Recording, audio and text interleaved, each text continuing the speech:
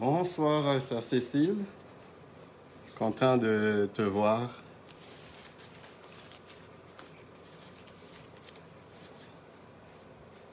Bonsoir, Maggie. Moi aussi, content de te voir. Bonsoir, Monsieur Seri. Ce soir, vraiment... Gabin, salut Gabin. Ça va être extraordinaire. Ce soir, vraiment, vous allez découvrir des choses. Et peut-être pour des personnes, ça va être des rappels, mais pour d'autres, ça va être vraiment des révélations et de la profondeur de la parole et de l'Éternel. Vraiment. Donc, je suis ravi que vous soyez là à l'heure parce que ce soir, on va vraiment commencer sous peu. On ne va pas perdre de temps, vraiment, parce qu'on a beaucoup de choses à dire. Et comme je vous ai dit la dernière fois, lors de la dernière émission dimanche dernier, je vais vous donner ça vraiment par compte-gouttes, parce qu'il y a il y a des choses extrêmement importantes qu'il faut que vous compreniez avant que nous avancions. Parce que si vous ne comprenez pas l'introduction que je suis en train de faire, si vous ne saisissez pas vraiment la base qu'on est en train de mettre, ça va être difficile quand on va arriver vraiment à un moment plus difficile de vraiment comprendre où est-ce qu'on vient, puis où est-ce qu'on s'en va. Salut Linda et bienvenue à toi. Et partage le live, partage avec tous vos contacts, tous vos amis, tous les membres de votre famille. Il faut qu'ils soient là. Ne mangez pas le gâteau tout seul. Partagez un peu du gâteau avec tous vos proches, vos amis et puis vos contacts pour que vous puissiez être bien imbus vraiment de la profondeur de la parole. Parce que ce qu'on est en train de faire là, c'est un outil qui va vous aider dans les prochaines études et les prochains livres que vous allez étudier ou lire de la parole de l'Éternel. Vous allez voir que des fois, vous allez vous-même lire, comme ça m'arrive souvent, de vous retrouver devant quelque chose, vous l'avez lu, mais vous savez qu'il y a plus que ce que vous avez lu, mais vous n'avez pas la clé pour ouvrir ces trésors, pour ouvrir ces codes de la parole de l'Éternel. Donc, c'est vraiment important. Mais ce soir, avant d'entrer dans le sujet, comme j'ai l'habitude de faire, je vais ouvrir des parenthèses sur les sujets d'actualité, et puis pour rappeler aux gens dans quel contexte nous sommes actuellement. Et je commente de temps en temps l'actualité et pour le plaisir des uns et le malheur des autres, le déplaisir des autres, dirais-je, parce que ce ne sont pas tous les gens qui aiment vraiment mes approches. Eh bien, si je suis dans la vérité, qu'on m'aime, qu'on ne m'aime pas, qu'on aime ce que je dis, qu'on n'aime pas ce que je dis, moi, je ne suis qu'un messager qui donne un message qui m'a été confié. Donc, si vous avez des problèmes, vraiment, c'est vraiment avec le message qu'il faut voir l'origine du message, tout ça. Ces derniers temps, ils ont relevé une augmentation alarmante de la violence domestique, incluant la violence envers les femmes et la violence envers les enfants. C'est l'un des effets néfastes du confinement. Quand des conjoints se mettent à vivre avec leur conjointe 24 heures sur 24, il y a une endurance que les gens doivent développer qui n'est pas nécessairement présente dans la vie des gens. Quand deux personnes travaillent à temps plein, ils ne se voyaient que pendant 3-4 heures par jour parce qu'ils travaillaient les deux à temps plein. Et tout à coup, les deux personnes se retrouvent enfermées à l'intérieur de 4 murs Donc, ils doivent s'endurer et ce n'est pas tout le monde qui a la patience d'endurer le conjoint. Donc, ça dégénère en violence, ce qui a produit une augmentation de la violence conjugale. Et la majorité des fois, ce sont les femmes qui paient les prix les plus durs. Ce sont les femmes qui sont les plus victimes de cette violence conjugale. Les enfants le sont également. Il y a certains hommes qui sont également victimes de violences conjugales, mais ils sont peu nombreux par rapport au nombre de femmes qui sont victimes de violences conjugales. Le gouvernement, même s'il sait très bien que c'est l'un des effets du confinement, au lieu d'annuler le confinement pour éliminer cet effet, cette augmentation de la violence, il embellit le confinement et donne un petit bonbon au peuple en repoussant le confinement à 21h30. Le gouvernement ne réalise pas que les gens n'ont pas besoin de moins d'heures d'emprisonnement. Les gens ont besoin de la liberté totale qui est garantie par la Charte des droits et libertés. La Charte des droits et libertés qui est acceptée par le monde entier, par les gouvernements du monde entier, incluant le Canada, les États-Unis, la France, l'Occident, l'Afrique, l'Europe, etc. Donc les gens ne veulent pas moins d'heures d'emprisonnement, de confinement. Les gens veulent la liberté garantie par la Charte des droits et libertés, mais suspendue par le gouvernement sous prétexte de la COVID-19.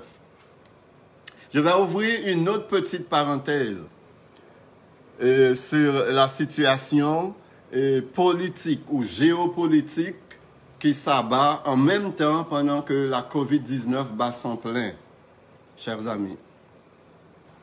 Et je vais parler un peu de la situation d'Haïti. J'aurais pu parler de la situation des peuples africains, mais ça me prendrait trop de temps pour vraiment parler de toutes ces situations inhumaines, vraiment, qui se passent à travers l'océan, à travers le continent africain et aussi à travers les pays de Caraïbes.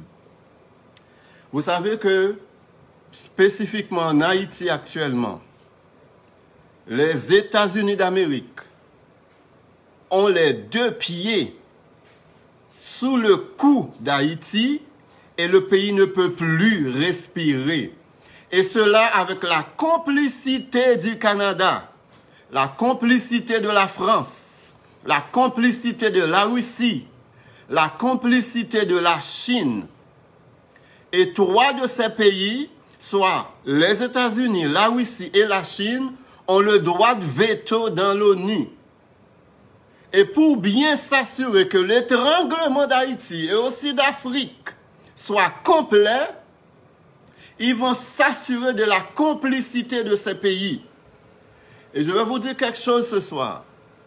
À chaque fois que vous voyez que le Conseil de sécurité vote un plan ou un projet pour un pays, sachez très bien tous les pays qui ont le droit de veto dans le Conseil de sécurité. À chaque fois que ces plans-là passent et que c'est voté, c'est parce que ces pays qui ont le droit de voter ont voté pour ces plans. Et actuellement, l'ONU a un plan d'élection en Haïti, guidé par les États-Unis pour élire, pas pour élire, pour sélectionner un président, parce qu'en Haïti, depuis l'élection du président Jean-Bertrand Aristide, il n'y a jamais eu d'élection en Haïti, il y a toujours eu des sélections. Les États-Unis sélectionnent c'est qui va être président en Haïti. Donc c'est les autres qui sélectionnent leur président et probablement ils ont déjà leur président dans la poche. Et là, ils sont en train de pousser. Le peuple est en train de mourir. On est en train de kidnapper les gens. Le peuple est en train de mourir de faim. Il n'y a pas d'hôpital, il n'y a pas d'eau potable, il n'y a pas d'électricité, il n'y a pas de nourriture. Mais les autres, ils poussent pour les élections. Or, les élections qu'ils veulent, c'est vraiment une vraie sélection pour le peuple haïtien. Et ils le font également à travers le monde, dans certains pays africains. Ils vont et puis délogent le président. Ils ont fait la même chose pour la Libye. Ils ont fait la même chose pour l'Irak. Et là, ils essayent un peu de faire la même chose avec la Syrie. Il y a la Russie qui est entrée dans le jeu, qui fait... C'est l'une des raisons pour laquelle le président Achar est encore en poste comme président de la Syrie. C'est parce que la Russie s'est mêlée et a débarqué à la demande, dit-on, de la Syrie, et il est encore président. Il est encore président. Et les États-Unis voulaient faire la même chose avec le Venezuela. Ils ont choisi quelqu'un et ils ont dit cette personne-là est le président, non pas Maduro. Eh bien, la Russie encore a débarqué à Venezuela. C'est l'une des raisons pour laquelle, eh bien, Maduro est encore président de Venezuela. Mais et Haïti, présentement, il n'y a personne, même si la Russie essaie de tweeter pour montrer qu'ils veulent aider Haïti, mais c'est de la simagrée que la Russie est en train de faire, parce que c'est la Russie qui a voté les plans dans le Conseil de sécurité de l'ONU pour que les Américains puissent aller de l'avant avec leurs élections puis le renouvellement de ce qu'on appelle la Constitution. Je lance ce soir un appel à tous les Africains. Je lance un appel à tous les pays noirs à travers le monde de se mettre debout pour Haïti comme pays qui a pavé vraiment la voie pour tous les peuples noirs à travers le monde, qui a pavé le chemin de la liberté. Ce n'est pas l'ONU, avec sa journée internationale de l'abolition de l'esclavage, qui a aboli l'esclavage. Les Haïtiens n'ont pas lancé une journée internationale de l'abolition de l'esclavage, mais ils ont pris les armes et ont combattu la plus grande armée d'alors, l'armée napoléonienne, pour humer enfin l'air de la liberté, abolissant ainsi l'esclavage. Et Haïti, par la suite, s'est battu aux côtés de plusieurs autres pays pour les aider à se libérer de leurs oppresseurs. Et Haïti a même aidé les États-Unis d'Amérique à se battre pour sortir du joug anglais. Oui, Haïti a aidé les États-Unis d'Amérique pour les aider. Et ces mêmes Américains, ces mêmes États-Unis d'Amérique furent les derniers pays à reconnaître l'indépendance d'Haïti. Et en 1915, ils ont envahi Haïti et ont pillé toutes les richesses du pays. Ils ont dévalisé la Banque centrale et ont emporté tout l'or qu'il y avait à la Banque centrale d'Haïti vers les États-Unis. Et tout cela, chers amis, le pillage continue encore aujourd'hui, sous l'œil complaisant et complice des pays comme le Canada, la Russie, la Chine, le Brésil, la France, l'Angleterre, Israël et consorts. Vous, Haïtiens et Africains, et peuples caribéens, quand vous jouissez de l'abondance dans des pays comme les États-Unis, le Canada, la France et les pays occidentaux, vous jouissez de vos propres richesses, parce que ce sont ces pays qui dépouillent vos pays, nos pays, de toutes leurs richesses. Quand un Canadien, un Québécois, un Américain, un Européen, un Dominicain, un Anglais, un Allemand vous dit « retourne chez toi, maudit nègre », vous devez répondre gentiment et avec sourire aux lèvres « Monsieur, madame, je retournerai chez moi volontiers lorsque vous retournerez toutes les richesses que vous avez volées dans mon pays. » Moi, je ne fais que suivre le chemin des richesses de mon pays. Si je me retrouve aussi aujourd'hui aux États-Unis, eh bien, je suis les richesses de mon pays que vous avez pillées en Afrique. Si je me retrouve au Canada, en France, en Allemagne, en Angleterre, eh bien, ce sont les richesses de mon pays, de nos pays qu'on suit. Alors, rendez-nous toutes nos richesses. Et par la suite, vous n'allez même pas nous demander de retourner chez nous. Nous le ferons avec rapidité. Nous le ferons avec vitesse pour entrer dans notre pays. Et nous ne serons que des touristes pour venir visiter chez vous. Avec toutes les richesses que renferme le sous-sol du continent africain, avec toutes les richesses que renferme le sous-sol des pays qu'on appelle pays de nègres, que M. Trump avait appelé pays de trous de cul, si toutes ces richesses n'étaient pas subtilisées par l'Occident, avec l'aide des dirigeants africains et caribéens corrompus et criminels, nous, peuple noir, serons seulement des touristes des pays occidentaux. Et ces derniers feraient les pieds et les mains pour émigrer chez nous, parce qu'on serait des pays riches et très développés. Par ces propos, chers amis, je ne suis pas en train de prôner une lutte raciale. J'entends souvent des intellectuels répéter qu'ils sont en train de se battre pour ceux qui sont des racisés. C'est quoi ces conneries des racisés? Ça, c'est des conneries. Parce que je ne crois pas que cette, excusez-moi le mot, cette saloperie véhiculée par une pseudo-science comme quoi il y aurait plusieurs races, c'est de la foutaise. Il n'y a qu'une seule race qui est la race humaine. Il y a d'autres êtres, au pluriel, qui sont venus d'ailleurs, ayant toutes les apparences humaines, mais n'en sont pas, qui se mêlent à la race humaine. Eux autres, ils forment une autre race, qui ne sont pas des descendants d'Adam et d'Ève. Si on peut parler de racisme, eh bien ce racisme dont il faut combattre, c'est un racisme. Ce n'est pas un racisme intrinsèquement humain, parce qu'entre la race humaine, ça ne peut pas exister, le racisme. Il y a une seule race. Si je suis raciste, s'il y a quelqu'un qui est raciste, la personne est raciste aussi contre elle-même, parce qu'il y a une seule race humaine. S'il y a une seule race humaine, chers amis, mais il y a plusieurs ethnies qui habitent la terre.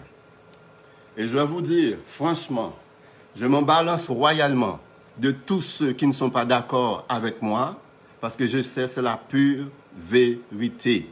C'est la pure vérité. Donc, il faut qu'on arrête de jouer à l'autruche, puis de voir les choses en face. Haïti et les pays africains sont détruits, sont pillés par les Occidentaux, et parce que les Africains, les Caribéens sont en train de laisser leur pays pour aller suivre le chemin des richesses de leur pays, et rendus dans ces pays-là, ils sont maltraités. Je n'arrive pas à comprendre un pays souverain. C'est un autre pays qui décide d'organiser des élections, qui décide de choisir le dirigeant au détriment du peuple. Des millions de personnes réclament le départ d'une personne qui a été sélectionnée par les États-Unis, mais les États-Unis maintiennent cette personne-là en place parce que c'est une personne corrompue, criminelle, qui répond aux besoins des Américains. Il faut qu'on se lève, peuple noir du monde entier, contre cette exploitation qui nous tue et qui nous rabaisse comme peuple, comme ethnie. Et fin de parenthèse. On va rentrer dans notre sujet pour ce soir. Et vous vous rappelez, dimanche dernier, je vous ai présenté à l'introduction, je vous ai dit que pour former des mots, ça prend des lettres. Pour former des phrases, ça prend des mots. Pour former des paragraphes, ça prend des phrases. Et pour former des chapitres, ça prend des paragraphes.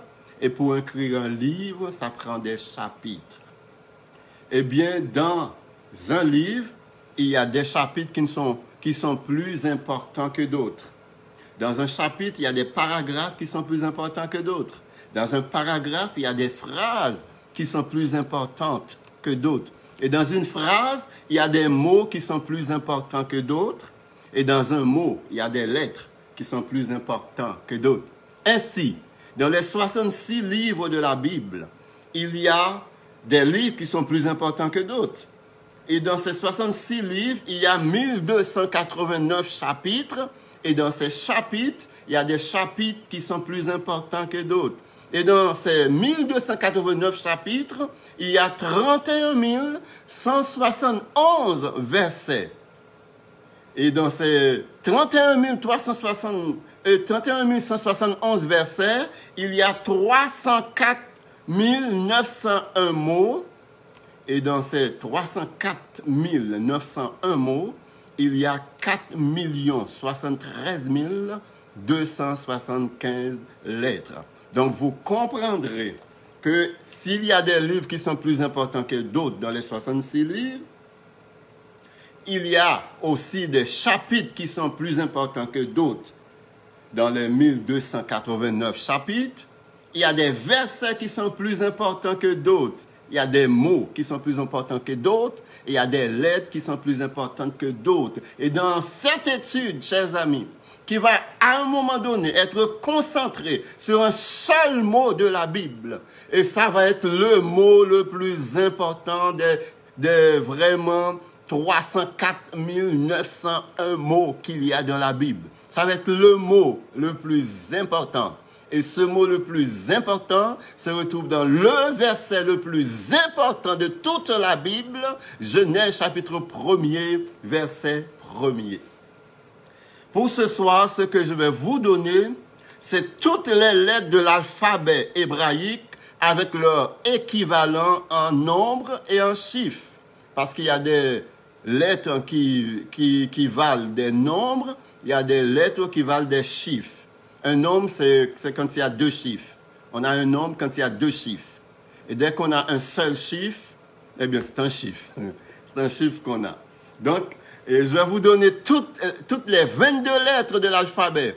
Et chers amis, le mot alphabet vient vraiment des 22 lettres de l'alphabet hébreu. Aleph et Bet. Donc, c'est de ces deux mots-là que vient l'alphabet. Aleph, Bet. Alphabet.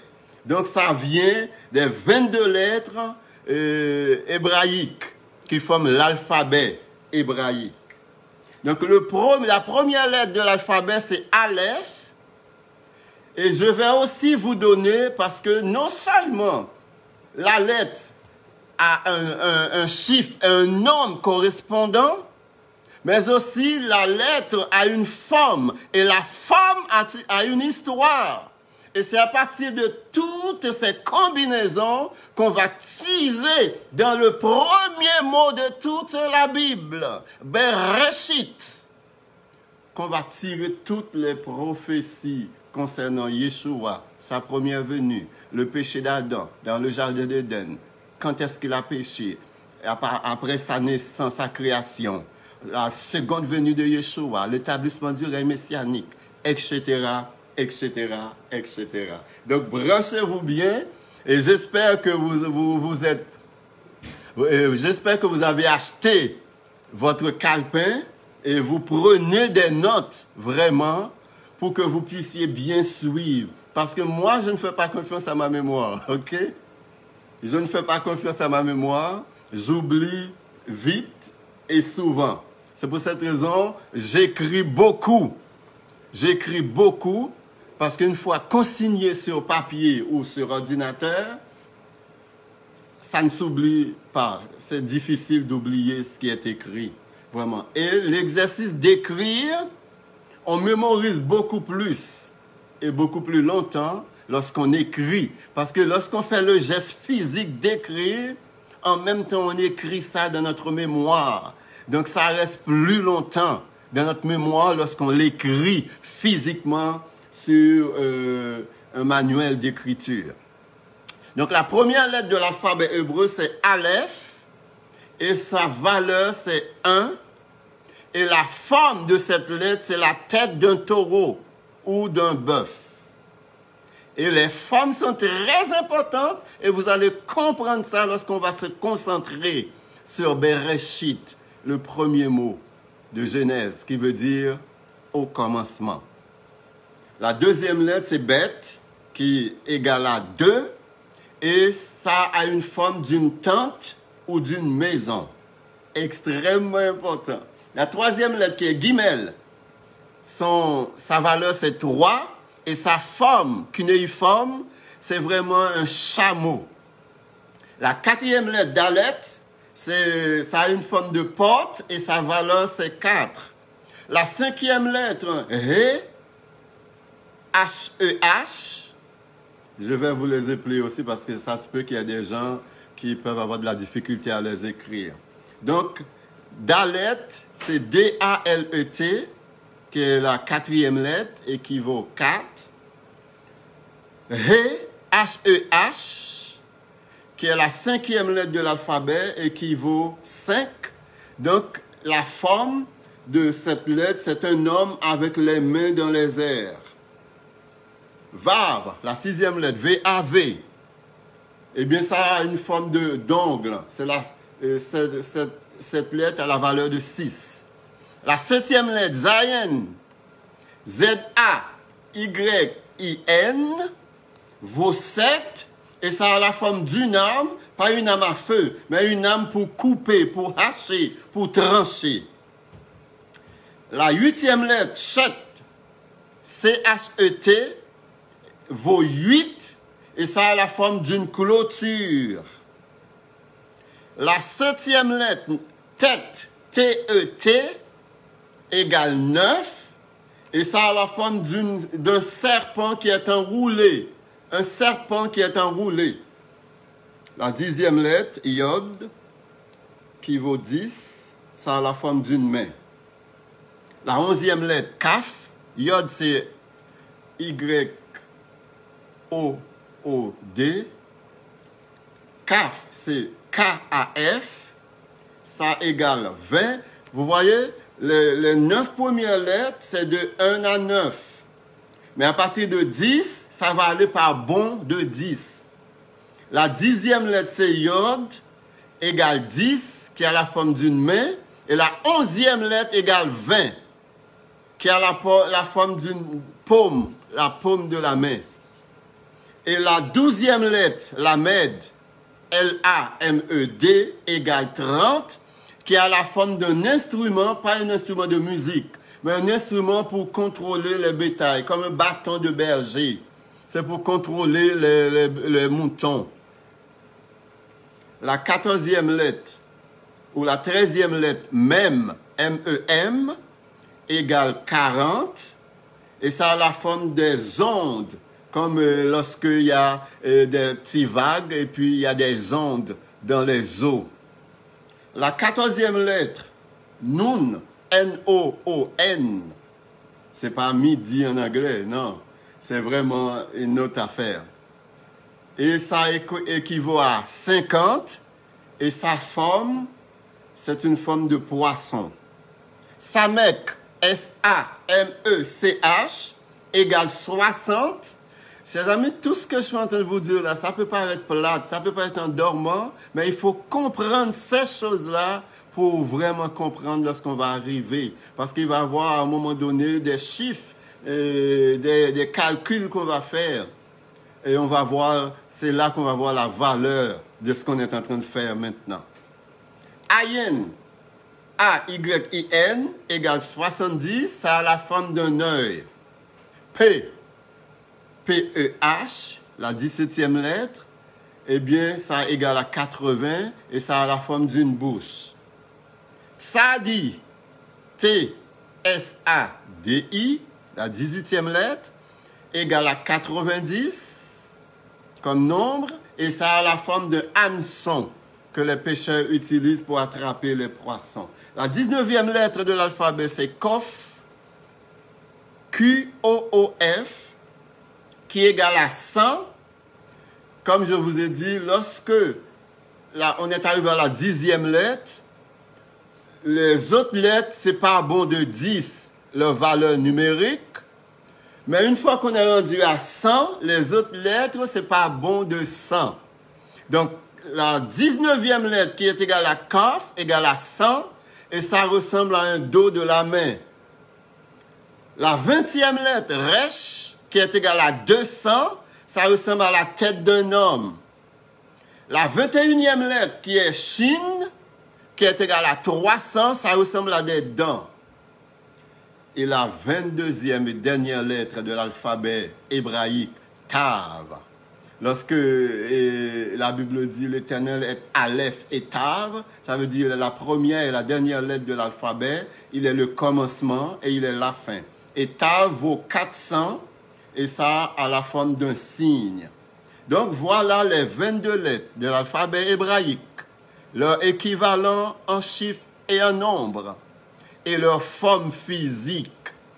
Chers amis, il faut comprendre tout cela vraiment pour qu'on puisse mieux comprendre tout ce qu'on va dire dans la suite des choses. Les lettres Kaf, qui est la 11e lettre de l'alphabet, sa valeur c'est 20. La lettre Mem, qui est la 13e lettre de l'alphabet, sa valeur c'est 40. La lettre Nun, qui est la 14e lettre de l'alphabet, sa valeur c'est 50. La lettre P, qui est la 17e lettre de l'alphabet, sa valeur c'est 80. La lettre Tzadi, qui est la 18e lettre de l'alphabet, sa valeur c'est 90.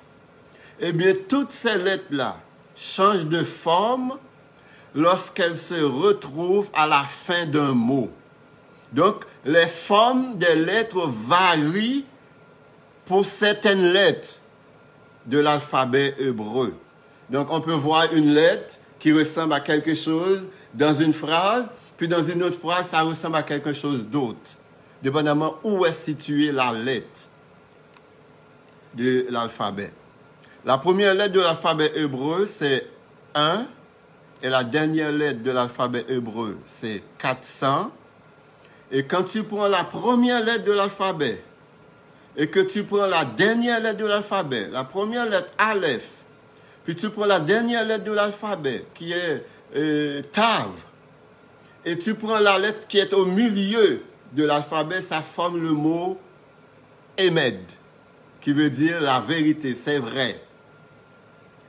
Donc, à partir de là, chers amis, la première chose qu'on va faire, on va décortiquer le premier verset du livre de la Genèse, on va aller en décrescendo. C'est-à-dire, on va aller du plus grand au plus petit. On va aller du général au particulier. Pour qu'on puisse vraiment bien s'asseoir sur les vérités bibliques, malheureusement, qui nous échappent à cause de notre lacune, de nos lacunes des langues sémitiques telles que l'araméen, l'hébreu et peut-être même le grec. Donc, c'est très important. Dans le premier verset de la Bible, il y a 7 mots. Et on va voir avec les nombres. Quand on va faire le calcul, chers amis, des lettres avec leur valeur numérique, vous allez voir qu'il y a des arrangements que l'Éternel a fait. Et cela ne peut pas être le fruit du hasard. Des arrangements que l'Éternel a fait pour nous parler à travers les chiffres que constituent les lettres de l'alphabet hébreu, afin que les vérités qu'il nous annonce, les vérités qu'il nous enseigne, puissent être ancrées dans notre mémoire, puissent être ancrées dans notre cœur, puissent être écrites au fer rouge sur le manuel de notre cœur, afin que nous nous souvenions toujours de l'Éternel, l'Éternel des armées. Quelqu'un peut poser la question, mais pourquoi est-ce que l'Éternel ne nous a pas parlé clairement? Pourquoi il y a autant de codes de la parole? Pourquoi il faut vraiment fouiller, puis il faut se battre pour découvrir des vérités profondes de la parole? Je dois vous dire tout de suite, même si vous avez une multiplication de diplômes, Même si vous avez des études, vous faites des études postdoctorales, même si vous avez toutes les spécialités possibles, même si vous passez toute votre vie à accumuler des diplômes par-dessus diplômes, même si votre intelligence, vous avez un QI de 1 million, même si vous exploitez peut-être 50, 60%, ce qui est impossible, de votre intelligence, chers amis, personne ne peut comprendre la parole de l'Éternel sans le Saint-Esprit de l'Éternel. Paul nous dit, l'homme naturel ne reçoit pas les choses de l'Esprit. C'est pour cette raison, quand les gens écoutent mes vidéos, puis la personne commence à dire des sottises, vraiment des sottises. Il y a des gens qui disent toutes sortes d'affaires dans les commentaires, qui m'écrivent. Mais est-ce que je peux m'emporter contre ces gens? Non, ce sont des ignorants. Même s'ils sont remplis de savoir, ils sont remplis de connaissances humaines, ils ne peuvent pas comprendre la parole de l'Éternel s'ils n'ont pas le Saint-Esprit de l'Éternel. Paul dit, l'homme naturel ne reçoit pas les choses de l'Esprit, parce que c'est selon Dieu qu'on en juge. Si je vous dis certains commentaires que des gens m'écrivent, vous allez dire, mais non, c'est pas vrai. Pas dans un monde civilisé dans lequel nous vivons. Quelqu'un ne peut pas écrire ses affaires, oui. Et souvent, les gens qui vont les écrire, ce ne sont pas nécessairement des ignorants. Ce sont des gens bien formés. Mais est-ce qu'on peut condamner ces personnes? Puisque ce sont des aveugles spirituels. Puisque ce sont des hommes naturels. Et Paul dit, personne ne connaît ce qui est de l'esprit si ce n'est le Saint-Esprit. Et personne ne connaît les choses de l'homme si ce n'est l'homme. Donc ces hommes peuvent parler des choses concernant les hommes. Mais quand il s'agit des choses spirituelles, ils voient noir. Même avec tout leur savoir, toute leur connaissance, tout leur diplôme. Parce que c'est spirituellement qu'on en juge. Et souvent, il y a des gens qui ont tendance à répondre et vraiment du tac au tac avec ces gens. Et vous tombez dans le même panier que ces gens-là, dans le panier d'ignorance. Parce que il y a des gens qui n'hésitent pas à injurier tout en sachant qu'ils ne comprennent pas vraiment ce qui est en train d'être dit. Il y a certaines choses dans la parole de l'Éternel qui ne sont même pas faites pour des croyants nouveau-nés. Il y a des choses dans la parole de l'Éternel qui sont pour les hommes faits, les hommes mûrs spirituellement, et les hommes qui sont fortifiés en dedans, qui sont fortifiés dans l'homme intérieur. Donc, ce n'est pas surprenant de voir que des fois même des croyants lisent la Bible et ne comprennent pas parce qu'ils sont encore des bébés spirituels. L'auteur de l'Épître aux Hébreux, que je crois être Paul, dit dans Hébreux chapitre 5, verset 13, il dit, « Vous, en effet, qui depuis longtemps deviez être des maîtres, vous avez encore besoin qu'on vous enseigne les premiers rudiments des oracles de l'Éternel. Vous en êtes venus avoir besoin de lait et non de nourriture solide. » Chers amis, si c'est vraiment inacceptable, si c'est inconcevable de voir une mère nourrir, allaiter un enfant de 22 ans, eh bien, il en est de même au niveau spirituel. Lorsque ça fait 5 ans, 10 ans, 15 ans que vous dites être converti, mais vous êtes encore au lait spirituel, eh bien, c'est une honte pour le ciel. C'est une honte et aussi, vous devenez une proie facile pour l'ennemi, pour vous terrasser. Donc, à ceux qui me critiquent farouchement en m'envoyant des messages, je vous dis, pourvu que vous suiviez les vidéos, vous pouvez continuer à envoyer des messages de toutes sortes. Vous pouvez m'écrire tout ce que vous voulez, parce que si vous donnez la chance de continuer à écouter mes vidéos, je suis convaincu, un jour le Saint-Esprit de Dieu va saisir votre cœur.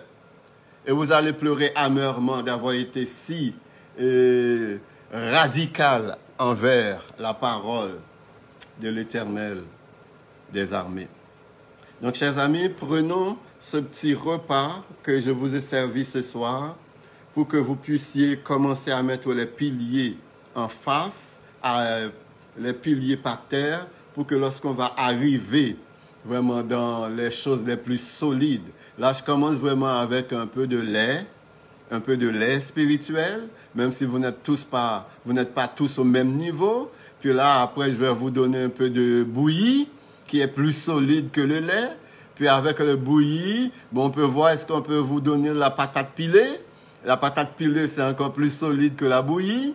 Puis une fois que vous prenez bien la patate pilée, une fois que vous mangez ça aisément, là, on va commencer, est-ce qu'on peut prendre un peu de viande, un peu de poulet? Là, on va mettre un peu de poulet dans la nourriture spirituelle jusqu'à ce que vous commencez à prendre du steak. Là, à un moment donné, vous pouvez même écraser les os, spirituellement parlant, parce que vous allez être solide, spirituellement parlant, pour passer à travers la parole de l'Éternel et pour questionner, pour poser les bonnes questions à la parole lorsque vous lisez la parole. Et que le Saint-Esprit de l'Éternel, le plus grand professeur de tous les temps, un professeur infaillible, va vous guider. Comme Yeshua a dit, le Saint-Esprit vous conduira dans toute la vérité. Le Saint-Esprit vous conduira dans toute la vérité. Car vous ne pouvez pas être rempli du Saint-Esprit et en même temps être conduit dans l'erreur. C'est absolument impossible. Si vous êtes rempli du Saint-Esprit, le Saint-Esprit n'a pas le choix, il ne peut pas faire autrement que de vous conduire dans la vérité, la seule vérité qui vaut la peine d'être prêchée. Vous voyez, je ne vais pas aller plus loin pour ce soir. Lorsqu'on va revenir dimanche prochain, on va prendre le verset 1er de Genèse 1, puis on va vraiment décortiquer tout le verset avec les chiffres. On va faire vraiment des mouvements avec les chiffres. On va voir comment l'Éternel a arrangé les chiffres pour que les chiffres nous parlent. Et une fois qu'on va décortiquer le verset, on va s'arrêter. On va mettre nos deux pieds. On va s'asseoir sur le premier mot des 7 mots. Et du verset 1, Bereshit bara Elohim. Au commencement, Elohim créa les cieux et la terre. Chers amis, revenez dimanche prochain. Et je suis très content de voir qu'il y a plusieurs personnes qui se sont branchées à l'heure. Moi, j'étais en retard d'1 minute, de 2 minutes. Mais il y a des personnes aussitôt. Et j'ai envoyé le live. Ils étaient là. Donc, faites la même chose dimanche prochain parce que j'embarque directement dans le sujet. On n'a pas de temps à perdre. Vous qui avez pris des notes, eh bien, travaillez sur ces notes. Allez lire Genèse chapitre 1er et demandez à l'Éternel des armées de vous éclairer, de vous illuminer du haut des cieux. Je sais qu'on est très limité parce qu'on a juste une traduction. Peut-être parmi vous qui m'écoutez et ceux qui vont m'écouter plus tard, il n'y en a pas beaucoup qui parlent l'hébreu. Toute la beauté de la parole est dans la langue originale dans laquelle elle a été écrite, chers amis. Toute la beauté, là, les poésies sont là, les chants sont là, les arrangements poétiques sont là, chers amis. Si vous avez une Bible et vous allez prendre le psaume 119, hein, chers amis, vous allez voir que dans ce psaume, le psaume est divisé selon les 22 lettres de l'alphabet hébreu. Et c'est fait à dessein. Et les proses, vraiment, les arrangements de ce texte, c'est extraordinaire lorsqu'on a un petit accès à la langue originale à laquelle ces textes ont été écrits, chers amis. Donc, que le Seigneur vous bénisse abondamment. Et j'espère que vous avez pris de bonnes notes et que vous allez vous poursuivre. Vous savez, ne dépendez pas de quelqu'un qui dit vous enseignez la parole seulement. Allez vous-même, parce que la parole est accessible à nous tous. Le même accès que j'ai à la parole et le même accès que j'ai au Saint-Esprit, le même accès que j'ai à l'Éternel des armées, bien, si vous êtes enfant de l'Éternel, vous avez le même accès. Il n'y a pas de favoritisme en l'Éternel des armées. Il dit, vous me chercherez. Ce vous peut être n'importe qui. Et vous me trouverez si vous me cherchez de tout votre cœur. Chers amis, soyez bénis. J'étais très content d'être avec vous et que le Seigneur vous bénisse dans la poursuite de vos études et de votre recherche de la vérité, de la parole de l'Éternel.